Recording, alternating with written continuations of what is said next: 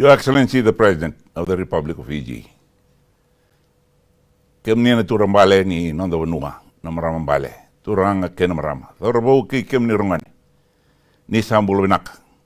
A very good evening to all Fijians. This address serves as an update from our first national briefing last Friday. First, I wish to update the nation on the current situation regarding Tropical Cyclone Vaianu. At 6 a.m. this morning, Tropical Cyclone Vaianu was currently over Kandavu and expected to clear Fiji waters later this evening. We are already experiencing the impacts of this system, thus with severe flooding reported in Nandi, Lautoka, and parts of the Central Division. At this time, 46 evacuation centers have been activated. Schools and non-essential civil servants have been advised to remain at home today. We are grateful that there have been no reports of fatalities. Government has moved quickly to respond. Enforcement and public safety measures are in place with support from the Fiji Police Force and the Republic of Fiji military forces. Initial damage assessments, IDA, have already commenced. Teams are deployed on the ground to assess impacts and coordinate response efforts. We are also working to ensure the restoration of essential services, with utilities currently being restored where disruptions have occurred. And as the system moves away from Fiji, our focus will shift to recovery.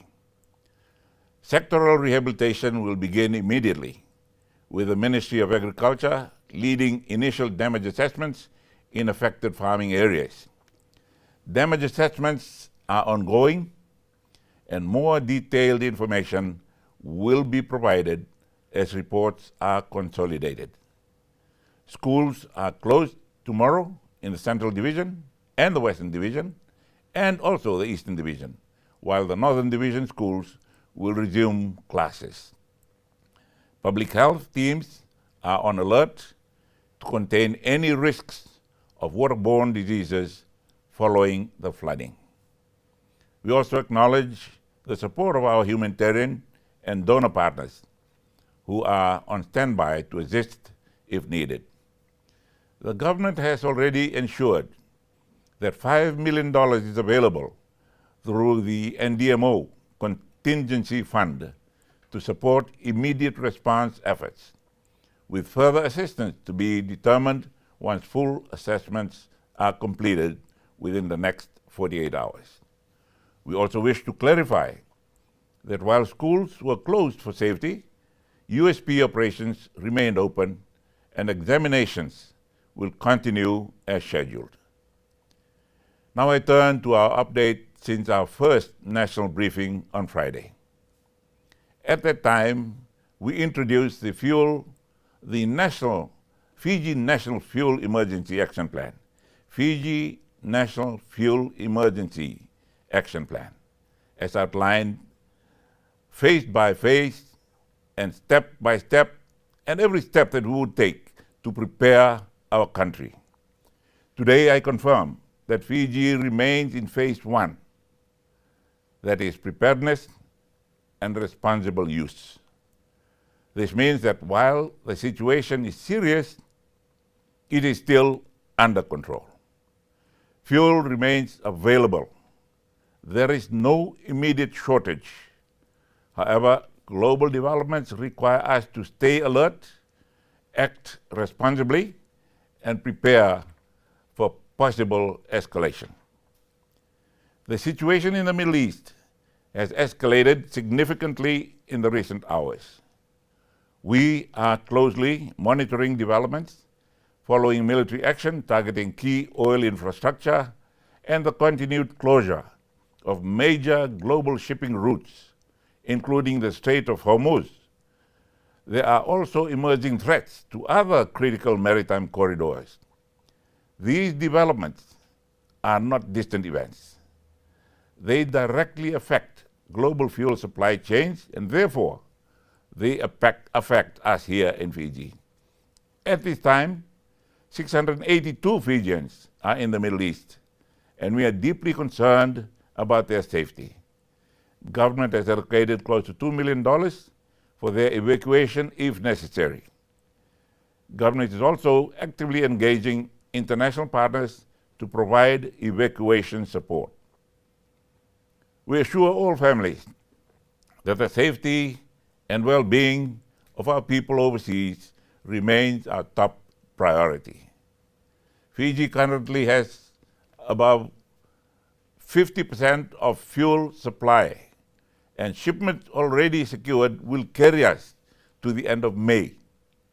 However, beyond that, the situation becomes uncertain.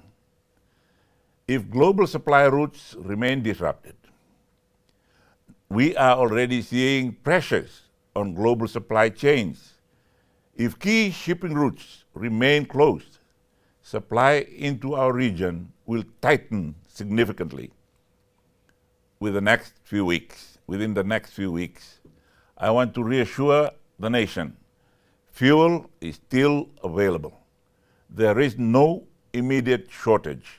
However, to be clear, increased consumption and unnecessary stockpiling are already putting pressure on our national reserves. Fijians should also understand what is happening globally. The cost of fuel on the world market has already risen sharply, and it continues to rise. The fuel we are using today was purchased at a lower price in previous months, but the fuel that will arrive in the coming weeks is being purchased at much higher global prices. This means that fuel prices in Fiji are expected to increase further in the coming weeks if the global situation does not improve. This is not unique to Fiji. It is a global reality affecting all countries. Government has activated a whole-of-government response to manage the situation. The Fuel Advisory Committee, under the Fuel Controller, continues to lead national fuel security coordination.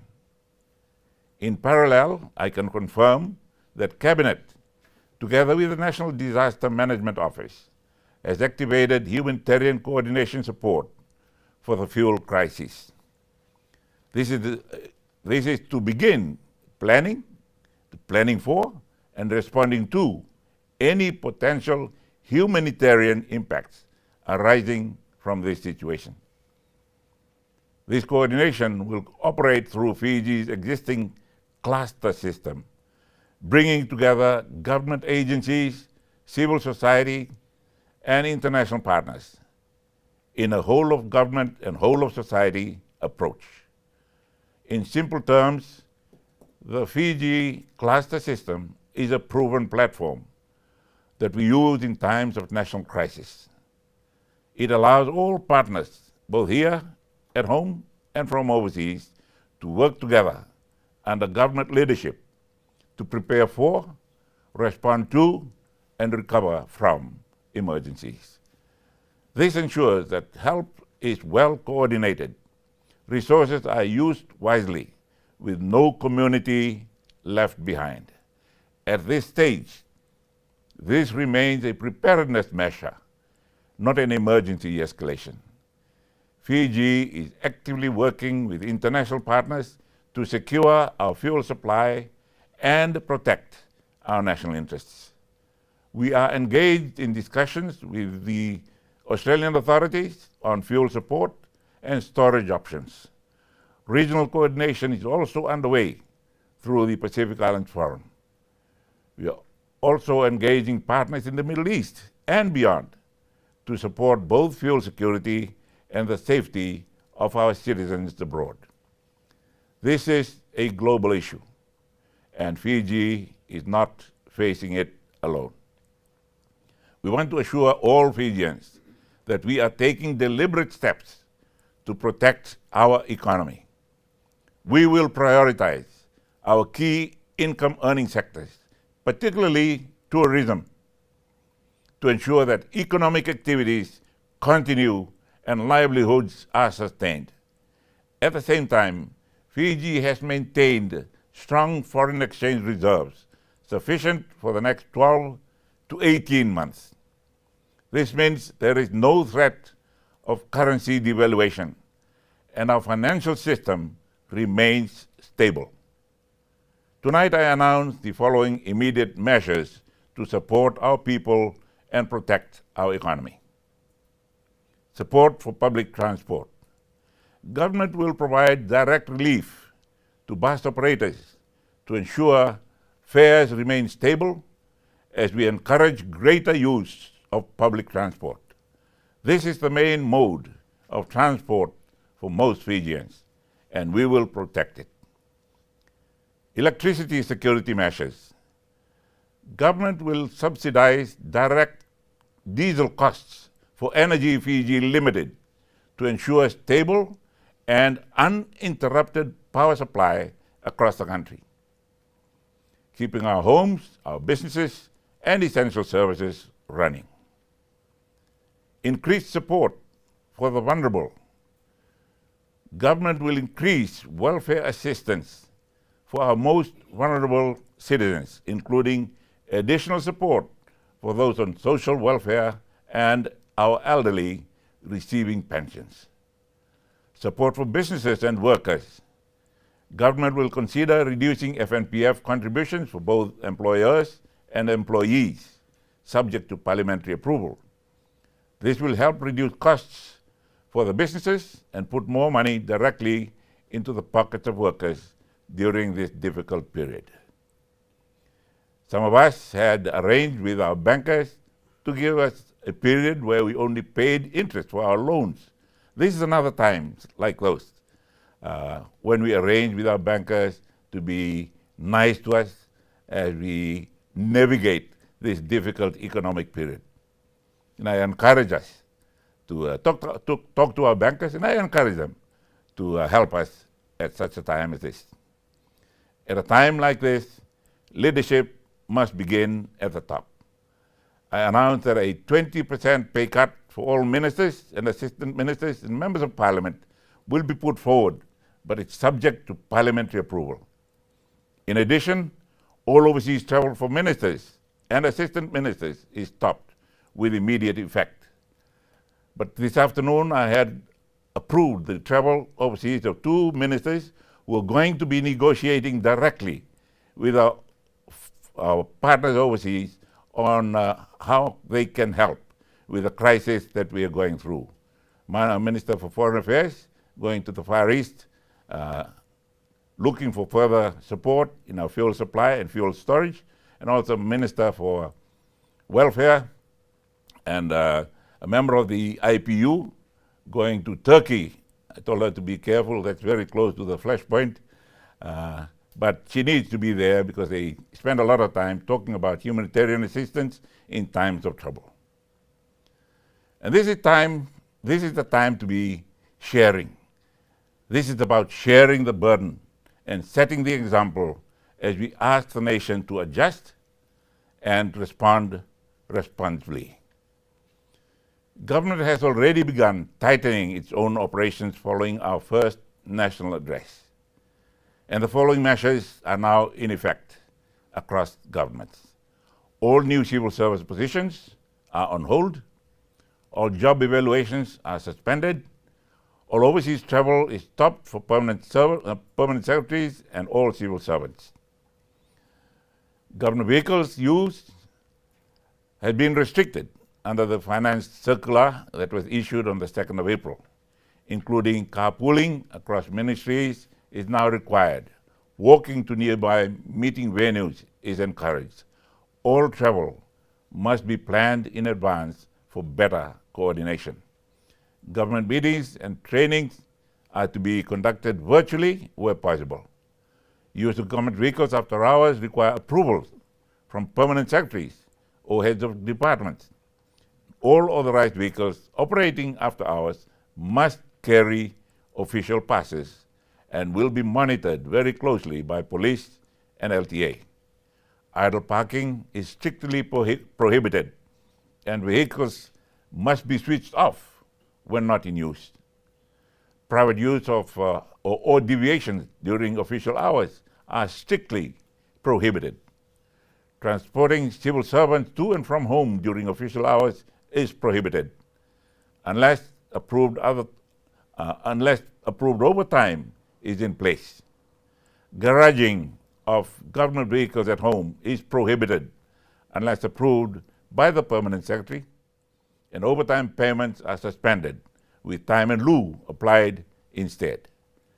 New capital projects without signed contracts are on hold. These are necessary steps to reduce costs, prioritize essential spending, and redirect resources towards managing this national situation. This is about discipline. It is about responsibility, and it's about leadership at a time when our nation needs it most. We must also be clear about priorities. Fuel will be managed carefully to ensure that essential services continue without disruption, especially electricity generation, public transport, and critical economic activities. Strategic decisions will be made to protect what matters most for our people and for our economy. To every Fijian, I ask for your cooperation. Use fuel wisely. Avoid unnecessary travel. Carpool where possible. Use public transport where you can. Reduce power usage in your homes. Where possible, switch to solar lighting and explore solar technology in your homes and communities.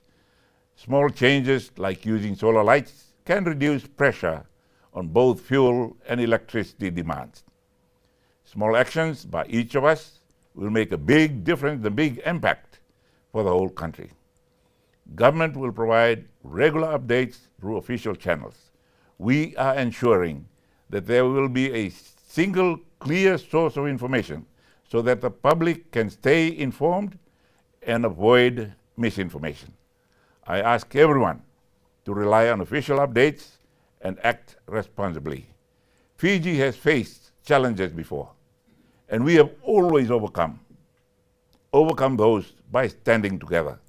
This is just another moment that calls for unity, calls for discipline, and calls for resilience. We will navigate this situation carefully, together with strong partnership and clear leadership.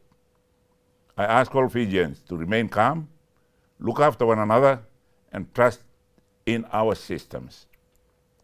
Let us take a moment to pray for peace in the world and for the safety of our people overseas,